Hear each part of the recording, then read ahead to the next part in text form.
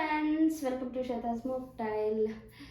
So ಇವತ್ತಿನ video special ಏನಪ್ಪ ಅಂದರೆ ಈ ಒಂದು ಕೇಕ್ ಮಾಡೋಣ ಅಂತ ಬಂದಿದ್ದೀನಿ. ಸೊ ನಾನು ಮಾಡ್ತಾ ಇರೋ ಕೇಕ್ ಯಾವುದಪ್ಪ ಅಂದರೆ ನಿಮಗೆ ಗೊತ್ತಾಗಿರುತ್ತೆ, ಈಗ ಆಲ್ಮೋಸ್ಟ್ ಎಲ್ಲರಿಗೂ ಗೊತ್ತಾಗಿರುತ್ತೆ. Yes, you are right. ಟಾಟ್ ಕೇಕ್ ಅಂತ ಕರೀತಾರೆ ಇದನ್ನ, ಅಥವಾ ಇವಾಗ ಬ್ಯಾಂಗ್ಳೂರಲ್ಲೆಲ್ಲ ಟ್ರೆಂಡಿಂಗಲ್ಲಿದೆ, ಫೇಮಸ್ ಆಗಿದೆ.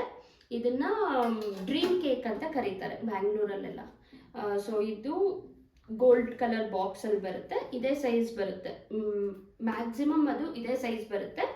ಸೊ ಅದನ್ನು ಟಾಟ್ ಕೇಕ್ ಅಂತ ಕೂಡ ಕರೀತಾರೆ. ಟಾಟ್ ಕೇಕ್ ಅಂದರೆ ಜರ್ಮನ್ ಭಾಷೆಯಲ್ಲಿ ಟಾಟ್ ಅಂದರೆ ಕಡಿಮೆ ಫ್ಲೋರ್, ಏನು ಹಿಟ್ಟು ಅಂದರೆ ಈ ಮೈದಾ ಗೋಧಿ ಹಿಟ್ಟು ಏನು ಬಳಸ್ತೀವಿ ನಾವು, ಅದಕ್ಕೆ ಕಡಿಮೆ ಬಳಸುವಂಥದ್ದು, ಕ್ರೀಮ್ ಜಾಸ್ತಿ ಇರೋವಂಥದ್ದನ್ನ ಟಾಟ್ ಅಂತ ಕರೀತಾರೆ. ಸೊ ಮೊದಲಿಗೆ ಒಂದು ಬೌಲ್ ತೊಗೊಂಡಿದ್ದೀನಿ, ಇದು ಬ್ಯಾಟರ್ ಮಿಕ್ಸ್ ಮಾಡ್ಕೊಳ್ಳೋದಕ್ಕೆ.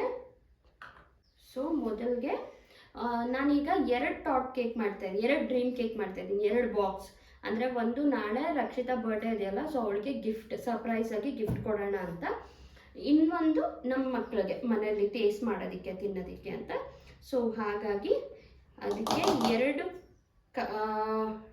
ಮುಕ್ಕಾಲು ಕಪ್ ಒಂದಕ್ಕೆ ಬೇಕು. ಒಂದಕ್ಕೆ ಮುಕ್ಕಾಲು ಕಪ್ ಅಂದರೆ 2 ಕೇಕಿಗೆ 1.5 ಕಪ್ ಬೇಕು. ಸೊ ನೀವು ಒಂದೇ ಮಾಡೋದಾದರೆ ಮುಕ್ಕಾಲು ಕಪ್ಪೇ ತೊಗೊಳ್ಳಿ. ಇದು ನಾನು ಐಸಿಂಗ್ ಶುಗರ್ ತೊಗೊಂಡಿದ್ದೀನಿ. ಐಸಿಂಗ್ ಶುಗರ್ ಅಂದರೆ ಅದು ಬೇಕ್ರಿ ಐಟಮ್ಸ್ ಸಿಗುತ್ತಲ್ಲ ನಿಮಗೆ, ಅಲ್ಲಿ ಸಿಗುತ್ತೆ.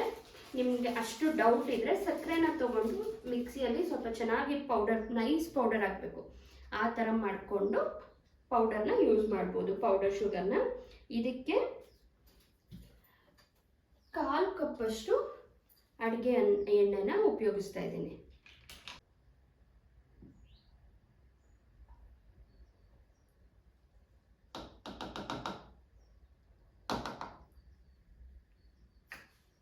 ನಾರ್ಮಲ್ ಅಡುಗೆ ಎಣ್ಣೆ 1/4 ಕಪ್ಪಷ್ಟು ಉಪಯೋಗಿಸ್ತಾ ಇದ್ದೀನಿ. ನಂತರ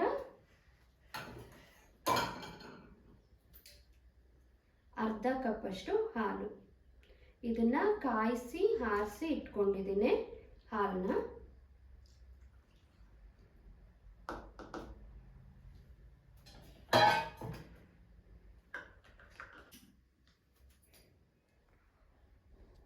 ಒಂದು 2 ಸ್ಪೂನಷ್ಟು ವೆನಿಲಾ ಎಸೆನ್ಸ್ ಹಾಕ್ತಾ ಇದ್ದೀನಿ. 1 ಸ್ಪೂನ್ ಸಾಕಾಗುತ್ತೆ, ಬಟ್ ನಾವು ಅದೇ ಹೇಳ್ದಂಗೆ 2 ಕೇಕ್ ಮಾಡ್ತಿದ್ದೀನಲ್ಲ, ಸೊ 2 ಸ್ಪೂನಷ್ಟು. ಆಮೇಲೆ ಈ ಕೇಕ್ನ ಇನ್ನೊಂದು ಸ್ಪೆಷಾಲಿಟಿ ಏನಪ್ಪ ಅಂದರೆ ಇದು 5 ಲೇಯರ್ಸ್ ಬರುತ್ತೆ ಕೇಕು. ಸೊ ಅದೇನೇನು ನೆಕ್ಸ್ಟ್ ಹಾಗೆ ಹೇಳ್ತಾ ಹೋಗ್ತೀನಿ, ನೀವು ಅದನ್ನು ನೋಡಿಕೊಂಡು ಟ್ರೈ ಮಾಡ್ಬೋದು. ತುಂಬ ಕಷ್ಟ ಏನಿಲ್ಲ, ಈಸಿಯಾಗಿ ಮನೇಲಿ ಆಗುವಂಥದ್ದು. ಯಾವುದೇ ಲಂಪ್ಸ್ ಇಲ್ಲದೆ ಇರೋ ಥರ ನೀಟಾಗಿ ಮಿಕ್ಸ್ ಮಾಡ್ಕೋಬೇಕು. ಬಟ್ ನನಗೆ ಅದು ವಿಸ್ಕ್ ಮಾಡೋದು ಮಿಸ್ ಮಾಡಿಬಿಟ್ಟಿದ್ದೀನಿ, ಎಲ್ಲಿ ಹಾಕ್ಬಿಟ್ಟಿದ್ದೀನಿ ಅಂತ ಗೊತ್ತಿಲ್ಲ, ಸಿಕ್ಕೇ ಇಲ್ಲ. ಅದಕ್ಕೆ ನಾನು ಫೋರ್ಕ್ನ ಯೂಸ್ ಮಾಡಿ ಮಾಡ್ತಾಯಿದ್ದೀನಿ.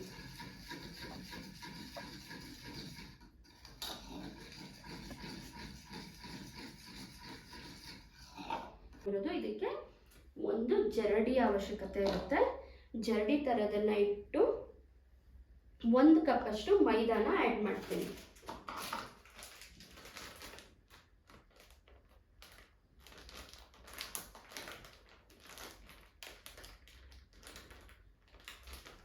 ಆದಷ್ಟು ಈ ಥರ ಪ್ಯಾಕ್ಡ್ ಮೈದಾ ಯೂಸ್ ಮಾಡಿ, ನಿಮಗೆ ರಿಸಲ್ಟ್ ಚೆನ್ನಾಗಿ ಬರುತ್ತೆ.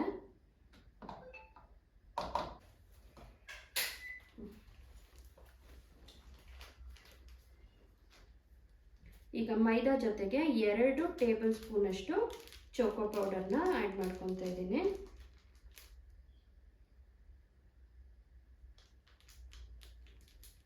ನಿಮ್ಮ ನಾರ್ಮಲ್ ಈ ಮಾಲ್ಗಳಲ್ಲೆಲ್ಲ ಇರುತ್ತಲ್ಲ, ಸೂಪರ್ ಮಾರ್ಕೆಟ್ಸು, ಅದರಲ್ಲೆಲ್ಲ ಸಿಗುತ್ತೆ ಕೋಕೋ ಪೌಡ್ರ್, ಎಲ್ಲನೂ ಆಲ್ಮೋಸ್ಟ್ ಸಿಗುತ್ತೆ ನಿಮಗೆ. ಬೇಕಿಂಗ್ ಪೌಡರು, ಕೋಕೋ ಪೌಡರು ಎಲ್ಲನೂ ಸಿಗುತ್ತೆ, ಮೈದಾ ಎಲ್ಲ. ಬರೀ ಈ ಫುಡ್ ಕಲರ್ಸು, ಜೆಲ್ ಕಲರ್ಸು ಈ ಥರದ್ದು ಬೇಕಾದರೆ ಮಾತ್ರ ಬೇಕ್ರಿ ಐಟಮ್ ಸಿಗುತ್ತಲ್ಲ, ಅಲ್ಲಿ ತೊಗೋಬೇಕು.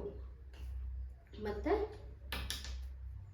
ಅರ್ಧ ಸ್ಪೂನಷ್ಟು ಬೇಕಿಂಗ್ ಪೌಡರು,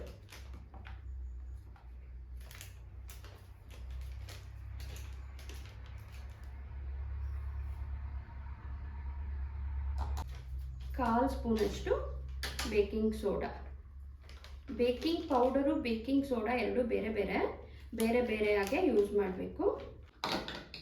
ನೋಡಿ ಈ ಥರದ್ದಾದರೆ ನಿಮಗೆ ಸಿಹಿ ಈಸಿ ಆಗುತ್ತೆ. ನೋಡಿ ಈ ಲಂಪ್ಸ್ ಎಲ್ಲ ಏನಿರುತ್ತಲ್ಲ ಅದನ್ನು ತೆಗೆದುಬಿಡಬೇಕು. ಓಕೆನಾ? ಈಗ ಇದನ್ನು ಮತ್ತೆ ಮಿಕ್ಸ್ ಮಾಡ್ಕೊಳ್ಳೋಣ. ಮಿಕ್ಸ್ ಮಾಡುವಾಗ ಒಂದು ಟಿಪ್ ಏನಂದರೆ ಒಂದೇ ಡೈರೆಕ್ಷನಲ್ಲಿ ಮಿಕ್ಸ್ ಮಾಡಿ, ಆಗ ಬಬಲ್ಸ್ ಕ್ರಿಯೇಟ್ ಆಗಲ್ಲ. ಎರಡೆರಡು ಡೈರೆಕ್ಷನಲ್ಲಿ ಮಿಕ್ಸ್ ಮಾಡಬಾರ್ದು. ನೋಡಿ ಈಗ ಈ ಕನ್ಸಿಸ್ಟೆನ್ಸಿ ಬೇಕು. ಇನ್ನೂ ತೆಳುನೂ ಆಗಬಾರ್ದು, ಇನ್ನೂ ಮಂದನೂ ಆಗಬಾರ್ದು. ಹಾಗೆ ಇದರಲ್ಲಿ ಯಾವುದೇ ರೀತಿಯ ಲಂಪ್ಸ್ ಇರಬಾರ್ದು. ನೀವು ನೀಟಾಗಿ ಅದನ್ನು ನೋಡ್ಕೋಬೇಕು. ನೋಡಿ ನೀಟಾಗಿ ಮಿಕ್ಸ್ ಆಗಿದೆ. ನೋಡಿ ಈ ಥರ ಬೀಳಬೇಕು. ಅಂದರೆ ದೋಸೆ ಹಿಟ್ಟು ಎಲ್ಲ ಬರುತ್ತಲ್ಲ ಆ ಅದಕ್ಕೆ ಇರಬೇಕು. ರಾಗಿ ದೋಸೆ ಮಾಡ್ಬೋದು. ಚಾಕ್ಲೇಟ್ ದೋಸೆ, ಚಾಕ್ಲೇಟ್ ಒಬ್ಬಟ್ಟು ಥರ. ಓಕೆನಾ? ಇವಾಗ ಇದು ನೀಟಾಗಿ ಆಗಿದೆ.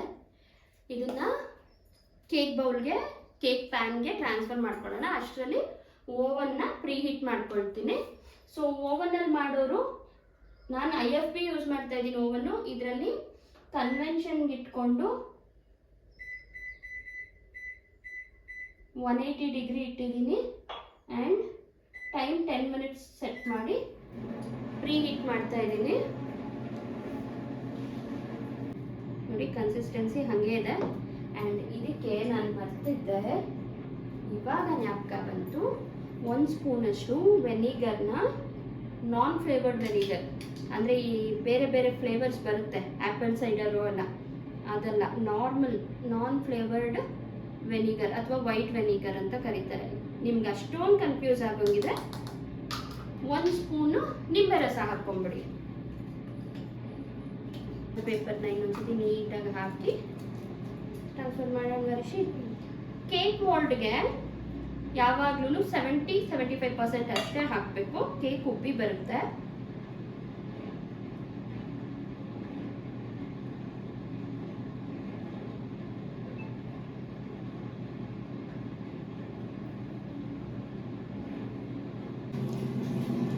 ಸೊ ಈಗಿದು ಬೇಕಾಗ್ತಾ ಇದೆ. ಸೇಮ್ 180 ಡಿಗ್ರಿಯಲ್ಲಿ ಕೇಕ್ ಮೋಡ್ಗೆ ಹಾಕಿದ್ದೀನಿ. 30 ಮಿನಿಟ್ಸ್ಗೆ 10 ಮಿನಿಟ್ಸ್ ಆಯಿತು, ಇನ್ನೊಂದು 9 ಮಿನಿಟ್ಸ್ ಆಗಿದೆ, ಇನ್ನೊಂದು 21 ಮಿನಿಟ್ಸ್ ಇದೆ. ಒಂದು ಪೀಸು, ಹೇಳ್ತೀನಿ ಎಷ್ಟಿದೆ ಇದು ಅಂತ. ಅರ್ಧ ಕೆ ಜಿಯಲ್ಲಿ, ಅರ್ಧ ಕೆ ಜಿ 4 ಭಾಗ ಮಾಡಿದ್ರೆ 125 ಗ್ರಾಮ್. ಸೊ 125 ಗ್ರಾಮ್ ಅಷ್ಟು ಡಾರ್ಕ್ ಚಾಕ್ಲೇಟ್ ಕಾಂಪೌಂಡ್ನ ತೊಗೊಂಡಿದ್ದೀನಿ. ಇದು ಕೂಡ ನೀವು ಬೇಕಿಂಗ್ ಅಂಗಡಿಗಳಲ್ಲಿ ಸಿಗುತ್ತೆ. ಇದನ್ನು ತಗೊಂಡು ಇದನ್ನು ಚಿಕ್ಕದಾಗಿ ಪೀಸಸ್ ಮಾಡ್ಕೊಳ್ಳೋಣ. ಈ ಥರ ಇದು 2 ಲೇಯರ್ಗೆ ಹಾಕ್ಬಿಡುತ್ತೆ. ಒಂದು ಚಾಕ್ಲೇಟ್ ಮೂಸ್ಗೆ ಆಗುತ್ತೆ, ಮತ್ತು ಇನ್ನೊಂದು ಗನಾಚ್, ಚಾಕ್ಲೇಟ್ ಗನಾಚ್, 2 ಮಾಡ್ತೀವಿ. ಸೊ 2ಕ್ಕೂ ಆಗುತ್ತೆ.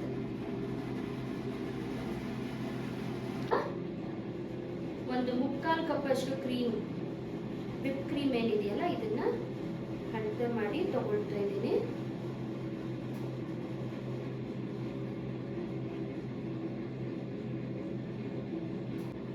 ಸೊ ನಾನಿಲ್ಲಿ ಬೀಟರ್ ಯೂಸ್ ಮಾಡ್ತಾ ಇದ್ದೀನಿ. ಬೀಟರ್ ಯೂಸ್ ಮಾಡಿ ಫಸ್ಟ್ 1-2 ನಿಮಿಷ ಕಡಿಮೆ ಮೋಡಲ್ಲಿ ಬೀಟ್ ಮಾಡ್ಕೋಬೇಕು.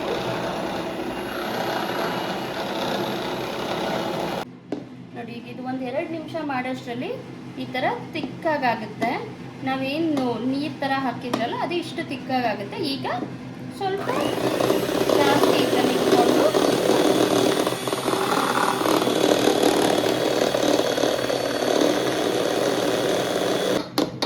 ಈಗ ಇದು ಕ್ರೀಮ್ ಇಷ್ಟು ರೆಡಿಯಾಗಿದೆ. ಇದು ಇನ್ನೂ ಜಾಸ್ತಿ ಮಾಡಬೇಕು ಕ್ರೀಮು. ಅದಕ್ಕೂ ಮುಂಚೆ ಇದನ್ನು ಸ್ವಲ್ಪ ಹೊತ್ತು ಫ್ರಿಜ್ಜಲ್ಲಿ ಇಡಬೇಕು. ಅಂದರೆ ಚಾಕ್ಲೇಟ್ ಕಟ್ ಮಾಡಿ ಇಟ್ಕೊಂಡಿರೋದಕ್ಕೆ ವಿಪ್ಪಿಂಗ್ ಕ್ರೀಮ್ನ ಆ್ಯಡ್ ಮಾಡ್ತಾ ಇದ್ದೀನಿ. ಅರ್ಧ ಕಪ್ಪಷ್ಟು ವಿಪ್ಪಿಂಗ್ ಕ್ರೀಮ್ನ ಆ್ಯಡ್ ಮಾಡ್ತೀನಿ. ಚಾಕ್ಲೇಟ್ ಮತ್ತು ವಿಪ್ಪಿಂಗ್ ಕ್ರೀಮ್ ಏನಿತ್ತಲ್ಲ ಅದನ್ನು ಕರಗೋವರೆಗೂ ಸ್ಟವ್ ಮೇಲೆ ಇಟ್ಕೊಂಡು ಚಾಕ್ಲೇಟ್ ಕರಗೋವರೆಗೂ ಮಿಕ್ಸ್ ಮಾಡ್ತಾ ಇರಬೇಕು. ನೋಡಿ ಇಷ್ಟೇ, ಒಂದು 5 ಮಿನಿಟ್ಸು ಬೇಡ, ಆಗ್ಬಿಡುತ್ತೆ. ಒಂದು 2 ಮಿನಿಟ್ಸ್ ಅಷ್ಟರಲ್ಲೇ ಆಗ್ಬಿಡುತ್ತೆ. ಈಗಿದು ಗನಾಚ್ ರೆಡಿ ಆಗಿದೆ.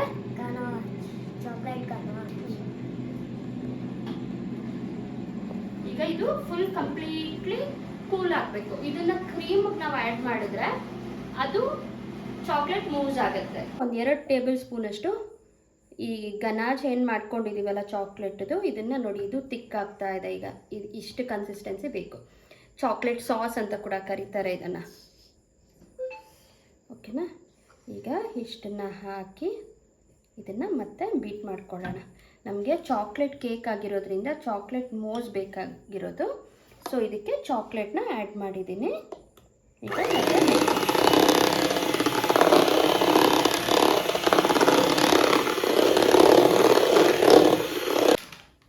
ಮಿಲ್ಕ್ ಚಾಕ್ಲೇಟ್ ತೊಗೊಂಡಿದ್ದೀನಿ. ಮಿಲ್ಕ್ ಚಾಕ್ಲೇಟ್ಗೂ ಡಾರ್ಕ್ ಚಾಕ್ಲೇಟ್ಗೂ ಏನಂದರೆ ಕಲರ್ ಡಿಫ್ರೆನ್ಸ್. ಇದು ಡೈರಿ ಮಿಲ್ಕ್ ಥರ ಬರುತ್ತೆ ಸೇಮು. ಸೊ ಇದು ಲಾಸ್ಟ್ ಲೇಯರ್ ಬರುತ್ತೆ. ಇದು ಒಂದು ಪೀಸ್ ತೊಗೊಳ್ತೀನಿ, ಕಟ್ ಮಾಡಿ ಇದನ್ನು ಲಾಸ್ಟಲ್ಲಿ ಅಂದರೆ ನೀವು ಮಾಡೋವಾಗ ಇಮಿಡಿಯೇಟ್ ಬಿಸಿ ಮಾಡಿಕೊಂಡು ಹಾಗೆ ಮಾಡಬೇಕು. ಇದನ್ನು ಆದಷ್ಟು ಸಣ್ಣ ಪೀಸಸ್ ಆಗಿ ಮಾಡ್ಕೋಬೇಕು. ಯಾಕೆ ಅಂದರೆ ಇದನ್ನು ನಾವು ಡಬಲ್ ಬಾಯ್ಲಿಂಗ್ ಪ್ರೋಸೆಸ್ಸಲ್ಲಿ ಮೆಲ್ಟ್ ಮಾಡೋದು. ಅಂದರೆ ಬಿಸಿ ನೀರು, ಕುದಿಯೋ ನೀರೇನಿರುತ್ತೆ ಅದರಲ್ಲಿ ಇಟ್ಟು ಕರಗಿಸೋವಂಥದ್ದು. ಸೊ ಅದಕ್ಕೆ ದಪ್ಪ ದಪ್ಪ ಇದ್ದರೆ ಕರಗಲ್ಲ. ಈಗ ನೋಡಿ, ಇದು ಬಿಸಿ ನೀರು ಕುದಿಯೋ ನೀರನ್ನ ಇಟ್ಕೊಂಡಿದ್ದೀನಿ. ಇದರಲ್ಲಿ ಈ ಚಾಕ್ಲೇಟ್ ಬೌಲ್ ಇತ್ತಲ್ಲ ಇದನ್ನು ಪ್ಲೇಸ್ ಮಾಡಿ ಅದು ಮೆಲ್ಟ್ ಆಗಬೇಕು. ಇದು ಈ ರೀತಿ ನಿಧಾನಕ್ಕೆ ಮೆಲ್ಟ್ ಆಗ್ತಾ ಇರಲಿ. ಅಷ್ಟೊತ್ತಿಗೆ ನಾವು ಕೇಕ್ನ ಬಾಕ್ಸಲ್ಲಿ ಅರೇಂಜ್ ಮಾಡ್ಕೊಳ್ಳೋಣ. ನಾನು ಮರ್ತ್ಬಿಟ್ಟು ಕೇಕ್ ಬೇಸ್ ಏನಿದೆ ಅದನ್ನು ಇಟ್ಬಿಟ್ಟಿದ್ದೀನಿ. ಅದ್ರ ಮೇಲೆ ಒಂದು 2 ಸ್ಪೂನ್ ಅಷ್ಟು ಶುಗರ್ ಸಿರಪ್ ಅಂದರೆ ಸಕ್ಕರೆನ ನೀರಲ್ಲಿ ಕರಗಿಸಿ ಅಥವಾ ಸಕ್ಕರೆ ಪುಡಿನ ನೀರಲ್ಲಿ ಕರಗಿಸಿ ಅದ್ರ ಮೇಲೆ ಹಾಕ್ಕೊಂಡಿದ್ದೀನಿ. ಈಗ ಚಾಕ್ಲೇಟ್ ಮೂಸ್ನ ಹಾಕೋಣ. ನಾನು ಈ ಟರ್ನಿಂಗ್ ಟೇಬಲನ್ನು ತಂದಿದ್ದೀನಿ. ಈಕ್ವಲ್ ಆಗಿ ಬಾಕ್ಸ್ ಒಳಗಡೆ ಸ್ಪ್ರೆಡ್ ಮಾಡಬೇಕು. ನೋಡಿ ಈ ರೀತಿ ಒಂದು ದಪ್ಪ ಲೇಯರ್ ಈಕ್ವಲ್ ಆಗಿ ಬರಬೇಕು.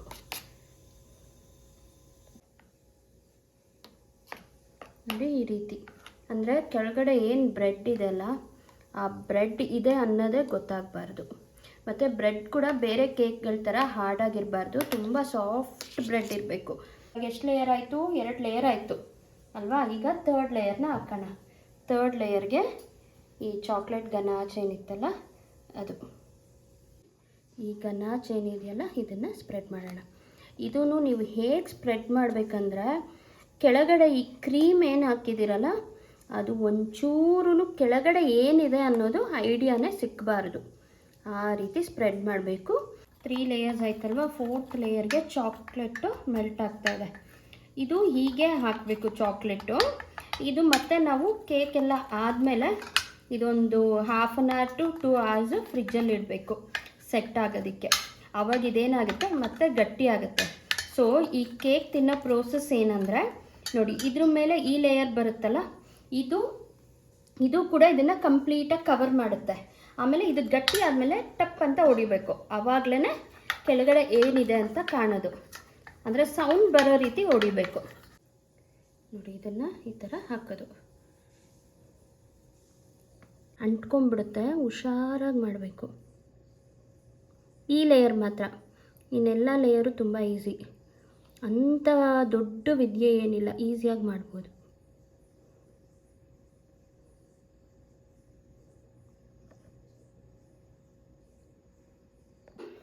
ಇದು 5 ಲೇಯರ್ಸ್ ಅಂತ ಹೇಳಿದ್ನಲ್ಲ. 1 ಲೇಯರ್ ಬ್ರೆಡ್ ಬಂದಿದೆ, ಇನ್ನೊಂದು layer chocolate mousse, 3rd layer chocolate ganache, 4th layer chocolate, ಇಷ್ಟು ಬಂದಿದೆ ಅಲ್ವಾ.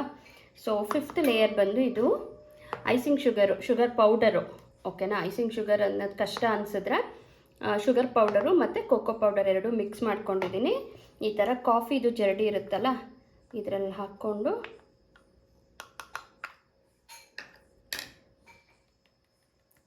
ಈ ರೀತಿ ಹಾಕೋದು. ಇದು 5th ಲೇಯರು. ನೋಡಿ ಈ ಥರ ಸೈಡ್ಸ್ ಕೂಡ ನೀಟಾಗಿ ಕವರ್ ಆಗಬೇಕು.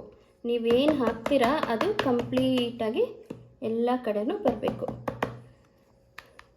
ಸೊ ಇವತ್ತಿಗೆ ಇದಿಷ್ಟು.